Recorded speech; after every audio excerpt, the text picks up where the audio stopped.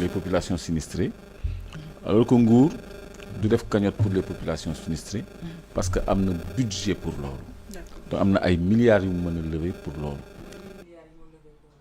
même au-delà am na ay plans yu mu mën a déclencher pour loolu donc am na ay instruments pour faire face aux calamités te dafa am ay structures yoo xam ne c'est pour faire face aux calamités donc état du soxla ku nekk di joxe 1000 francs pour waa Matam loolu c'est pas sérieux donc ñi koy wax waxu politique la ñuy wax par contre ñoom ñi nga xam ne du ñu état lépp lu ñu ket comme sëñ Mountakha à chaque grande calamité ak chaque grande occasion bu Sénégal soxlaa mu yëkkati ci keesam def ci donc les associations de l'opposition les partis de l'opposition les coalitions de l'opposition aussi elles sont les bienvenues ci contribution citoyenne yooyu pour soulager population yi nga xam ni dañu nekk ci jafe-jafe boobu nag ëpp na politique mais man dama koy analyser ci ñaari angle parce que dañu jàkkaarloog opposition boo xam ne ñii dañu am plus de 40 ans d'expérience de gestion du pouvoir mooy socialistes yi ak ñi banqaasoo ci ñoom mooy waa AFP ak ñëpp ñu ay waa Khalifa Sall yi ñëpp ñu jógee ci régime PS def nañ fi 40 ans de gestion du pouvoir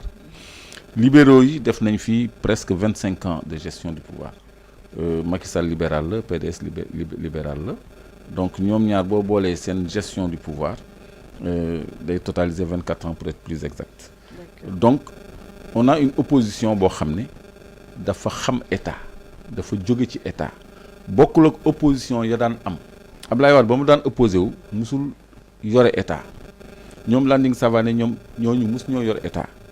Pastef ba muy opposé wu musuta yor état mais opposition bii dañoo yore tous les rouages de l'administration ba noppi dese ci seen ay nit ci biir administration bi ak ci biir ministère yi ak ci biir système bi kon tey jii il faut que nguur gi nga xam ni mooy doog a ñëw mu redoubler de vigilance parce que ñoom taluñu lu dul les urgences parce que ñu ngi doog a ñëw c'est le seul pouvoir boo xam ne dafa ñëw tey ñu commencé tirer ci moom tey musul am répit pouvoir bi te musuñu yore nguur contrairement à ñi fi jaaroon ñëpp parce que PDS entre-temps moom sax doon na def entrise di nekk ministre d'État di am ay di bokk ak Abdou Diouf gouvernement mais ñii dañuy doog a ñëw ñi nga xam ne nag ils sont rompus à la tâche bëgguñu leen may ñu lijjanti leen bëgguñu leen may ñu tal leen bëgguñu ñu tal dara lu dul seen bopp foofu nag lay appeler à la vigilance parce que lii am ni ça m'a tout l'air d'un sabotage parce que dañuy fàttali rek courant coupé woon na fi dans l'ensemble du territoire Sénégal wërngal këpp courant daf fi coupé woon benn jour ñu ne ñu centralu Hann bi moo am benn incident bi répercuté wu ci réseau interconnecté bu Manantali waaw tegal sa baaraam ci Manantali parce que Hann Manantali la ñuy wax Sénélec donc alors que réseau interconnecté bi mu ngi Cap de Biche on n'avait pas compris donc c'était faux non kooku c'est mënul nekk c'est une impossibilité matérielle la Sénélec ne nous a pas dit la vérité d'accord kooku muy benn kon tey jii su ma gisee inondation bi nga xam ne ñu bëri dañu foog ni taw bu bëri bi moo ko tax alors que du taw bi li ko waral kese quoi du taw bi kese du taw bi kese waaw mais du taw bi sax parce que li ko indi mooy Manantali dañu jël ay décisions yoo xam ni dañ ko war a auditer c'est-à-dire état dafa war a enquête parce que dafa am lu ñuy wax ay lâcher d'eau barrage bi dañoo ubbi ndox mi mu dem ci dex yeeg dëkkaan yi inondé ko loolu moo indi lii xew tey te ci lii xew tey li ci tey xel man sama xel man mooy le directeur général de la CEMAF mooy société bi gère le fleuve Manantali le barrage de Manantali plutôt et du Fellou mooy CEMAF société de gestion de Manantali et du Fellou benn bras de fleuve la kooku dafa njëkk a commencé di weddi ni du lâcher d'eau yi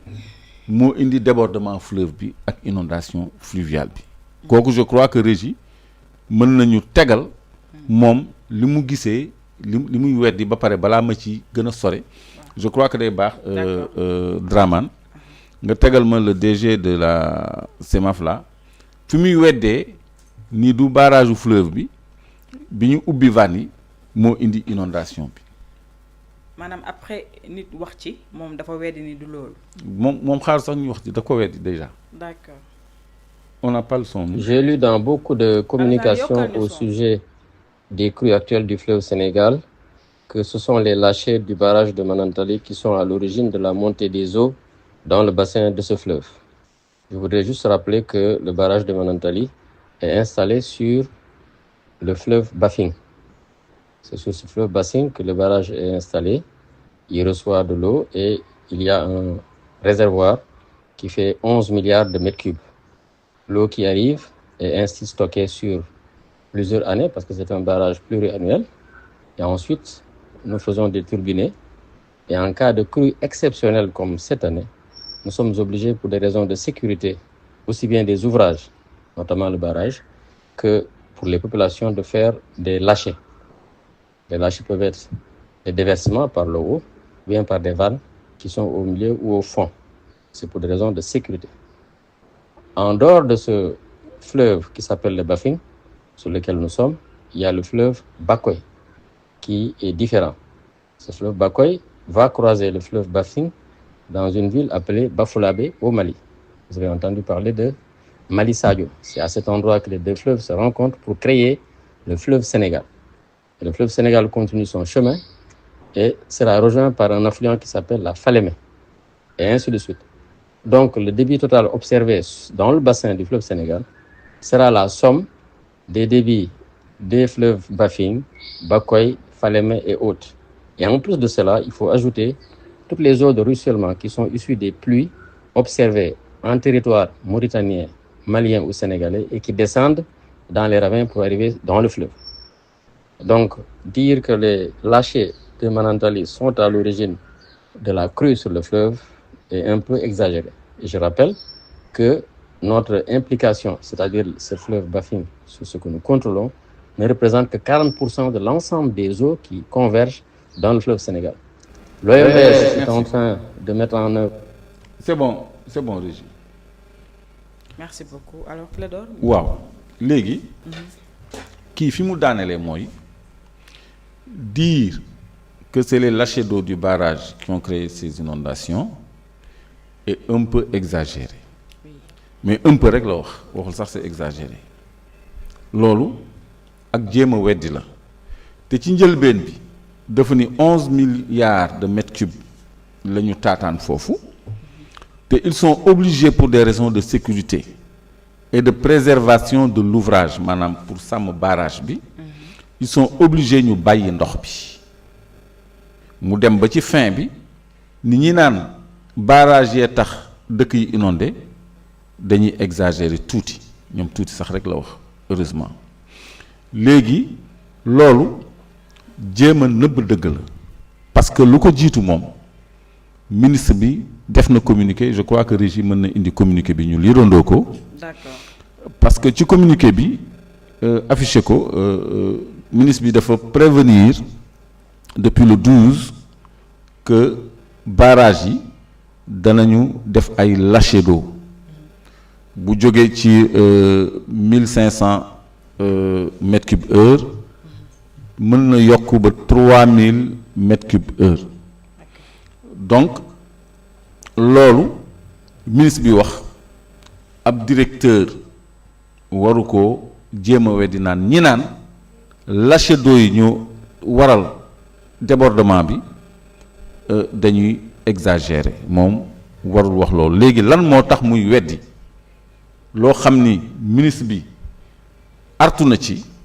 moo teyloo sama xel parce que comme je dis nguur gi opposition bi mu jàkkaar lool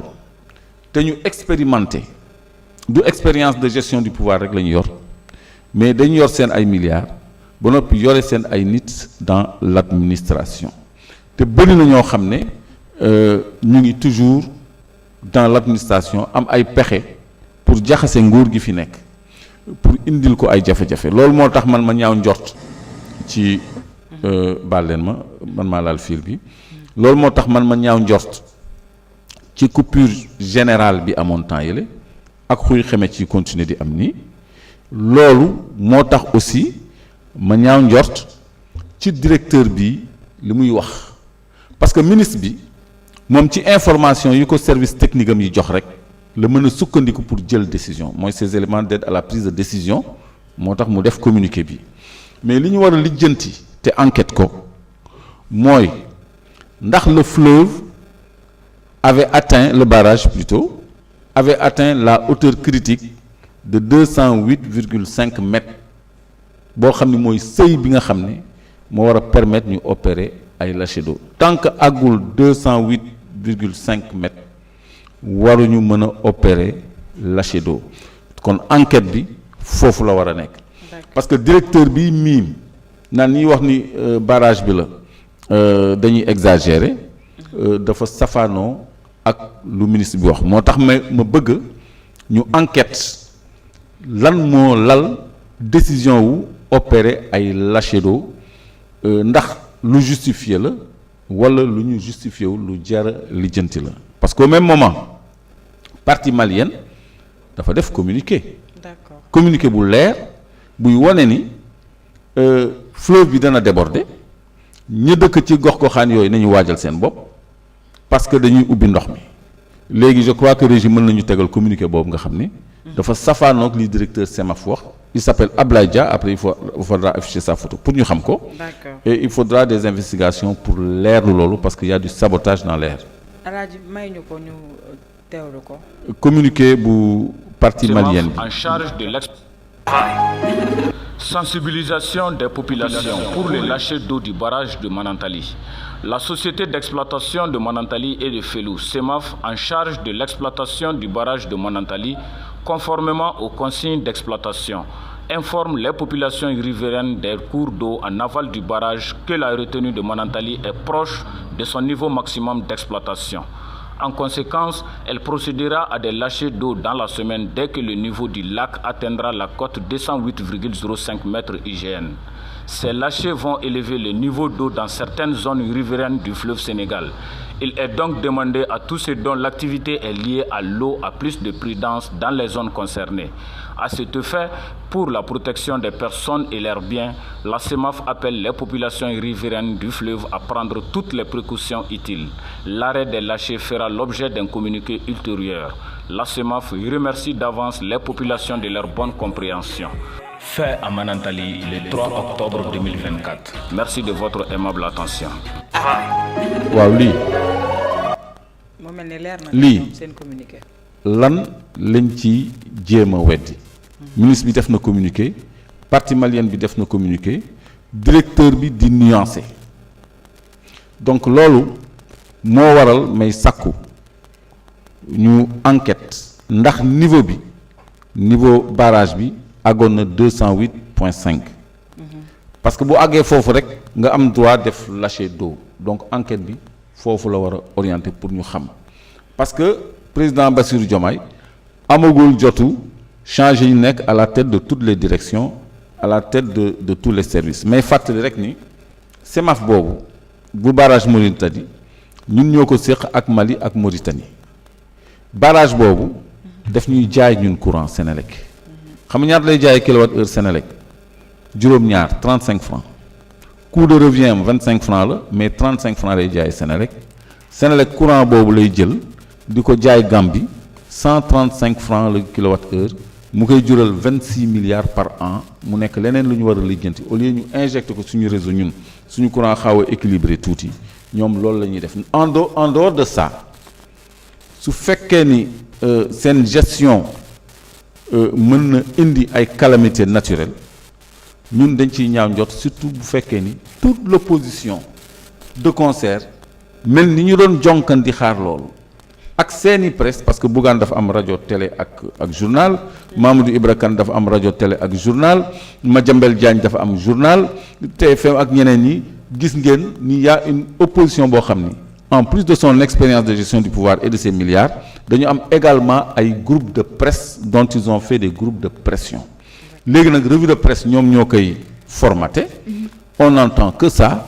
te c'est malsain ñuy politiquer cette calamité là qui n'a rien de naturel qui a découlé des lâchers d'eau du barrage Je le soutiens et le maintiens donc loolu je crois que mooy waxtaan bi mooy defaat man angle boobu laa ko analyser. am na solo merci beaucoup. Alors monsieur Diallo dégg nga li Clédor indi analyse bu mu indi par rapport ak phénomène bi nga xamante ne moo dal ci kaw Bakel ak Matam moom nag nee na ci njortam bu ñaawa gis na ni peut-être am na lu ne ci ginnaaw loo xamante ne waxuñu li nga xam ne moo ci xew réellement ban jàngat. am na lu ñu ci war a leeral. voilà. waaw dëgg la jërëjëf Thioro laaj bi am na solo. parce que Clédor li mu posé wu man à mon avis dafa légitime. parce que pourquoi mu légitime man d'abord foofu laay njëkkee tàmbali samay kàddu parce que am na côté boo xamante ne wax na fa je suis entièrement d'accord avec lui. muy ban côté. mooy mën nañu njort ne dafa mel ni dafa am sabotage ci mbir mi mais man angle bi may waxee mooy président de la République bu ñu ko falee dafa am des postes névralgique wala stratégique yoo xamante ne waruñu ko mën a bàyyil ay façon nit yu ne parce que moom Clédor ay kàddoom foofu la ko daanelee. comme Sénélec par exemple. merci. parce que boo jëlee États-Unis moo tax président bi souvent ñoom novembre la ñuy dem élection. mais man dogguma la li ma jaaxal ci Clédor bi mu analyser ci Sénélec bi mooy DG bi fa nekkoon gis nañ ni changé nañ ko bu bees tàkk la. non pas Sénélec rek. voilà. xam nga en réalité du DG bi mooy nekk ci centrale yi. du DG bi mooy nekk ci bureau yi. dafa am personnel de support boo xamante ne ñi fi nekkoon souvent ñoom ñooy fal ñooñu. parce que boo ma dégluwee rek di nga xam ci logique bu may ñëw. parce que bu leen fàtte ne Macky Sall bu mu faluwee en 2012 Wade commencé di wax ne dafa am ay nit police ak armée bi mais Macky Sall automatiquement il a opéré des ventilations en 2013 problème ndox bi bu mu amee Kër Momar Sarr bu leen fàtte ne Macky Sall s'est déplacé en tenue militaire accompagné de Mimi Touré. ñoom ñaar yëpp ñu wàcc hélicoptère bi. jàpp ne affaire u Kër Momar Sarr bi dafa mel ni sabotage parce que Dakar boo leen buggee marloo rek da ngay opérer benn catastrophe boo xamante ne dafay jóge ci ndox bi. parce que tamit bu leen fàtte ne loolu dafa tombé ak période nawet. donc mu nekk lu am solo léegi nag boo jëlee loolu nga conjuguer ko par rapport ak li nga xamante ne mu ngi am léegi nag problème mu affaire u Bakel bi li attiré sama attention par rapport ak li Clédor wax moom mooy le ministre Cheikh Tidiane Dièye man chaque fois dama koy suivre parce que il fait partie parmi les ministres yoo xamante ni qui communiquent de plus. parce que à chaque déplacement am dafay dugg ci page Facebook am mu joxe position am joxe ay informations donc am na communiqué boo xamante ne moom jot na ko siwal à l'époque. bi nga xamante ne mu ngi avertir population yi ci un éventuel débordement du fleuve ne population yu nekk ci environ yi Clédor wax na ko. nañu bàyyi xel. mais je vais aller un peu plus loin.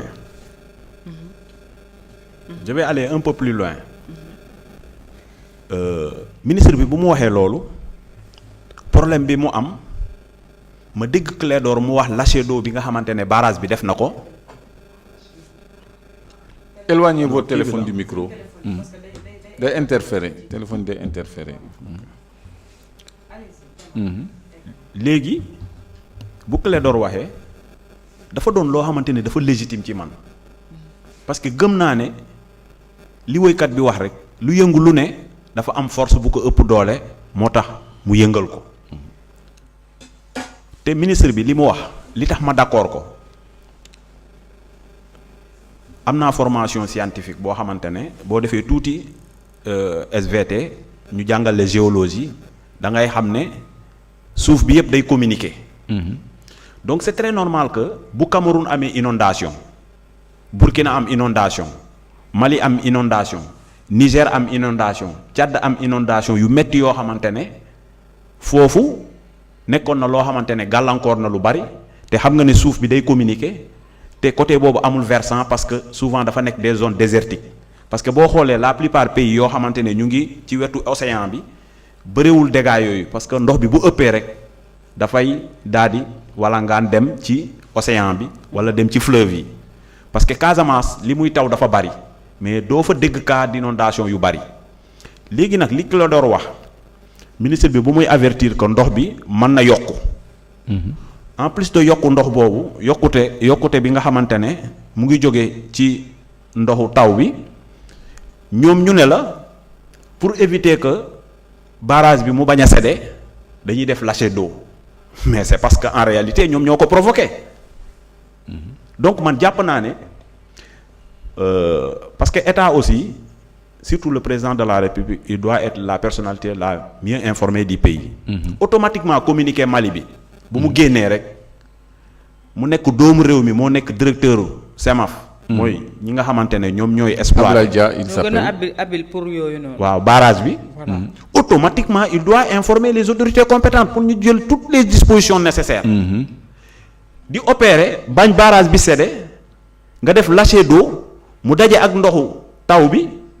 mu mujjee engloutir complètement village yooyu les gens se dépêchent dans les plateaux pour dem di bëgg a tirer ci population bi. mais aussi ci wala ci régime est-ce que de responsabilité bi tam mën nañ ko jëlaat tegaat ko ci noonu bi parce que li ngay wax ni waa Mali ko alerté nañ depuis le 3 octobre ministre bi def communiqué depuis le 16 te defuñu benn réaction ba lii ñëw daanu seen kaw. non la moo tax jëluñu les moyens nécessaires pour empêcher ko. non xam nga lu tax suspicion Voilà. de sabotage mu am mooy lu ko Clédor wax dafa légitime moom mooy mënuñu xam ne ndox bi day yokku ñoom ñu opérer à des lâchers d'eau boo xamante ne dafa jóge ci barrage bi ñu ne parce que dañoo bañ barrage bi cédé mujjee créer encore benn catastrophe